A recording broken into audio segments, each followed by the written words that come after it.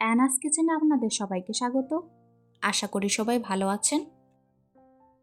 আজকে আমি বানাবো সাবুর রসমালাই। এই সাবুর রসমালাই খেতে কিন্তু অসাধারণ হয়। আমি এখানে 1 কাপ সাবু নিয়েছি।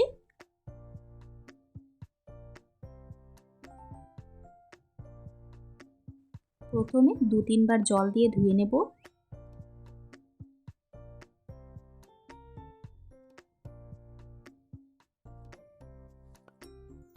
ভালো করে ধুয়ে নিয়েছি। এরপর জল দিয়ে 3-4 ঘন্টার জন্য ঢাকা দিয়ে রেখে দেব।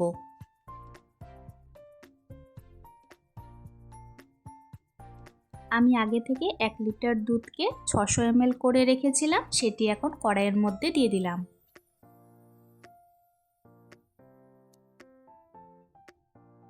দুধ ভালো করে জাল দিয়ে নেব।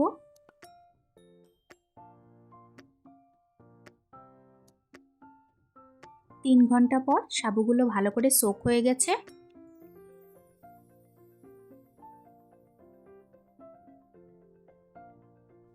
এখন সাবুগুলো একটি মিক্সি জারের মধ্যে নিয়ে নেব। সামান্য একটু নুন দিয়ে দিব। 2 চামচ চিনি দিয়ে দিলাম। আর দিব 2 চামচ গুঁড়ো দুধ। গুঁড়ো দুধটা কিন্তু কোনোভাবেই স্কিপ করা যাবে না, না হলে খেতে কিন্তু ভালো হবে না। ভালো করে ব্লেন্ড করে নিয়েছি। এখন একটি প্লেটের মধ্যে নিয়ে নেব। দুধে 2টো এলাচ দিয়ে দিলাম।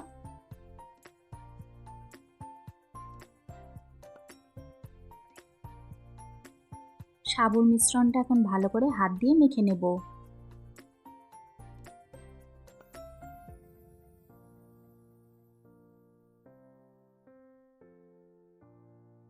মাখার সময় হাফ টিস্পুন ঘি দিয়ে দিব।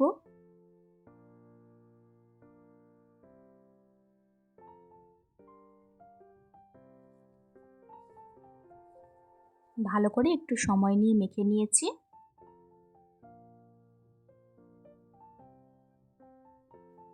এরপর গোল আকারে শেপ দিয়ে দিব।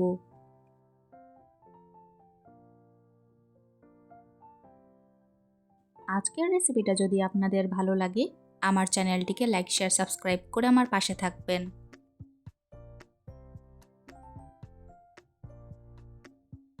সবগুলো মিষ্টি একইভাবে তৈরি করে নিয়েছি।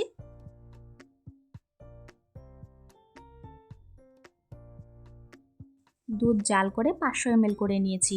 এখন 2 চামচ কনডেন্স মিল্ক দিয়ে দিব।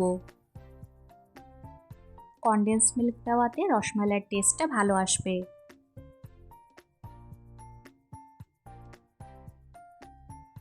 কনডেন্স মিল্ক দিয়ে ভালো করে নাড়াচাড়া করে নেব।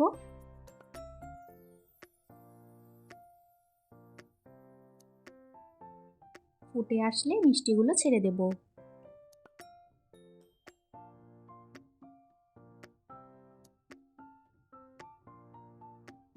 আমার রেসিপিটি ফলো করে একবার এইভাবে সাবু দিয়ে রসমালাই বানিয়ে খাবেন। আশা করি ভালো লাগবে।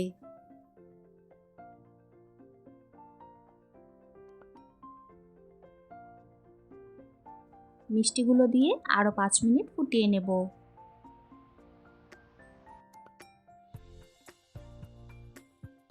ব্যাস তৈরি হয়ে গেল আমাদের আজকের রেসিপি, খুবই টেস্টি সাবু দিয়ে রসমালাই।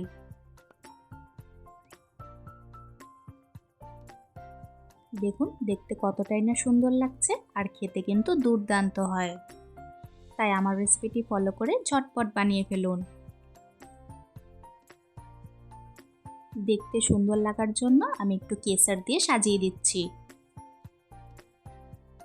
আজকের ভিডিও দেখার জন্য আপনাদের সবাইকে অনেক ধন্যবাদ। সবাই খুব ভালো থাকবেন।